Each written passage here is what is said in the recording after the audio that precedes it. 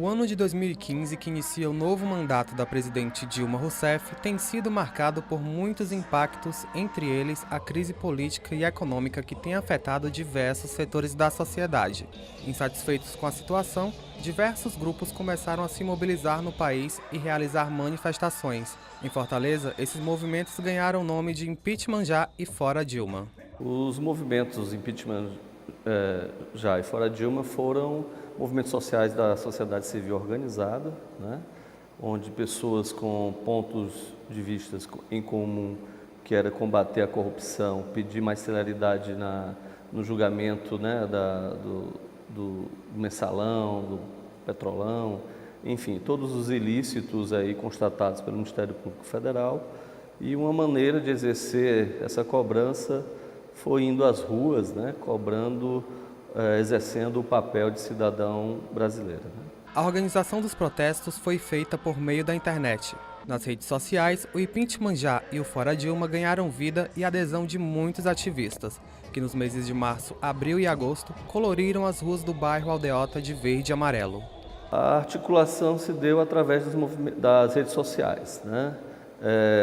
Nós consideramos as redes sociais o canal, o meio de comunicação mais rápido, mais capilarizado, e isso nos ajudou muito na convocação e na replicação dos motivos e das motivações pelas quais fizeram que as manifestações ocorressem, né? Nós utilizamos inicialmente duas plataformas, mas nas últimas manifestações utilizamos apenas uma, que foi o Facebook, mas as primeiras foram o Facebook e o Instagram.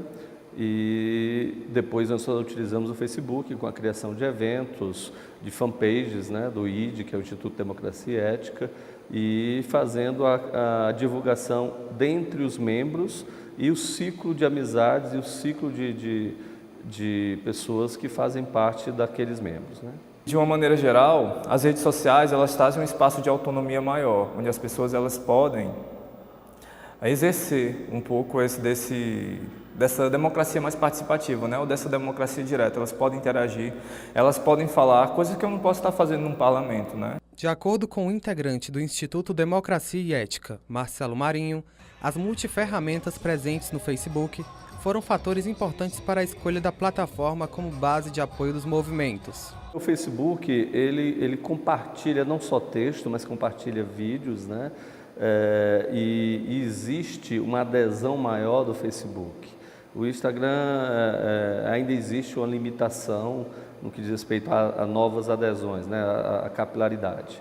Então, o Facebook, além de estar convergindo feeds, convergindo informações sobre outros movimentos nos quais nós fazíamos assinatura e fazemos assinatura desses feeds, né, dos outros movimentos espalhados pelo Brasil, e isso faz com que facilite o nosso trabalho do que está acontecendo na política brasileira, na coisa pública, e isso também nos ajuda na elaboração de algumas ações de rua, algumas ações de organização que diz respeito às manifestações. No momento que se cria uma fanpage, quem é assíduo utilizador do Facebook, você tem como sim identificar qual é o alcance, quantas pessoas curtiram naquele dia e quantas pessoas realmente compartilharam aquela informação que você lançou. Após a organização em rede, é hora de desligar o online e sair às ruas. Os ativistas partem então para vias públicas, praças ou qualquer lugar a céu aberto onde o seu grito pode ser ouvido por todos. Começa geralmente com uma página na rede social, você chama as pessoas vão e dizem que vão comparecer, mas você não sabe, porque você não tem como mensurar isso, né, a dimensão dessa insatisfação, e de repente você chega, como foi aqui, no caso em 2013, na manifestação no Castelão contra a Copa das Confederações, a ter 100 mil pessoas, né, protestando. E essa articulação, que vai do online para o offline. E às vezes, essa articulação, além de haver essas manifestações, elas podem terminar como aconteceu nos Estados Unidos, como aconteceu na Espanha e em outros países, na Tunísia também aconteceu isso. Aliás, na Islândia, na Tunísia também e na Islândia. Elas terminam com a ocupação do espaço público. E através dessa ocupação do espaço público eu digo são praças, né? E através dessa ocupação desse espaço público, os manifestantes ou os ativistas, eles passam a articular ou passam a dialogar e discutir a maneira de democracia que eles querem, né? Eles passam a tentar exercer mais diretamente esse poder que está relegado à mão dos políticos ou na mão dos donos do capital de uma maneira geral, né? E em meio ao cyberativismo, o contexto social e político nos quais esses manifestos estão inseridos é o grande diferencial. É o que afirma o mestre em comunicação estratégica Paulo Júnior Pinheiro. Quando a gente fala das manifestações e dessa mobilização atual por intermédio das mídias sociais, a gente ainda está vendo esse movimento acontecer. Assim, então já é super válida a sua pesquisa, porque é uma primeira pesquisa, uma primeira reflexão a respeito dessas mobilizações, né? Assim, provavelmente o que a gente tem de mais diferente na minha avaliação é o contexto social e político. Porque assim, cada manifestação ela representa um momento histórico em que ela está inserida. Independentemente de ela estar acontecendo por intermédio das mídias sociais ou não, né, se por uma experiência offline, digamos assim, nessa parceria com os meios de comunicação, é o contexto social e político que se diferencia. Nós hoje estamos num contexto em que a democracia ela começa a se consolidar. Então, espaço para a gente reclamar, espaço para a gente questionar, para a gente refletir, espaço, inclusive, para a gente ter pontos de vista diferentes, nós temos muito mais solidamente hoje do que nós tínhamos algumas décadas atrás. Já que estamos falando em internet, o acesso à rede mundial de computadores cresceu nos últimos anos.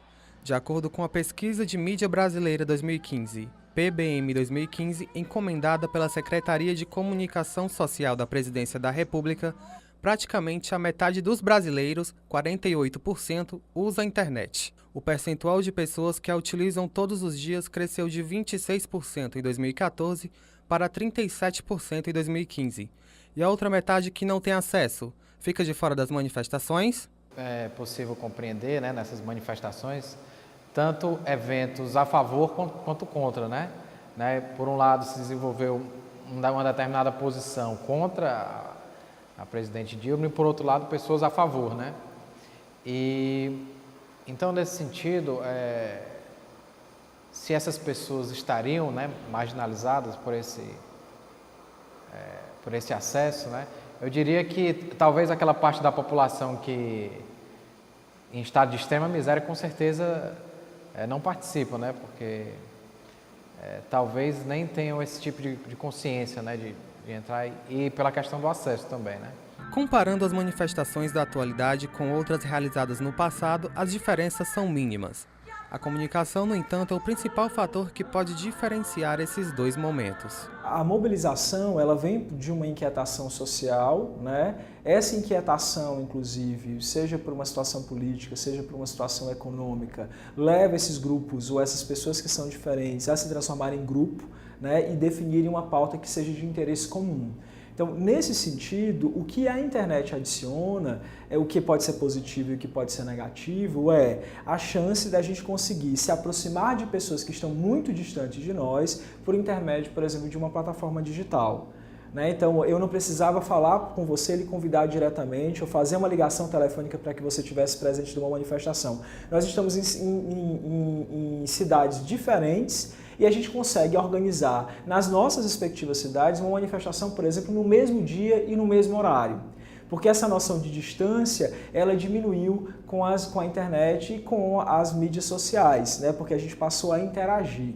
Então, hoje, a pauta ela se diferencia, talvez a pauta ela se maximize, porque ela consegue ser discutida com pessoas que estão em cidades ou em países até diferentes, mas que vivem os mesmos problemas e que acabaram se aproximando por intermédio dessas plataformas digitais.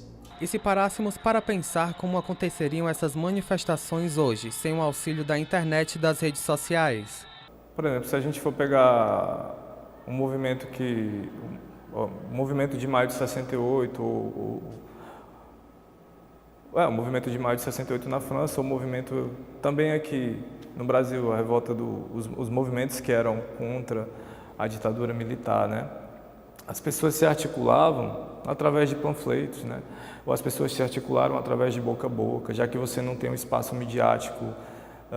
Por exemplo, você não vai ver numa TV Globo ou Você não vai ver no TV Globo, no Bandeirantes ou no SBT alguém convocando as pessoas para se manifestarem, né?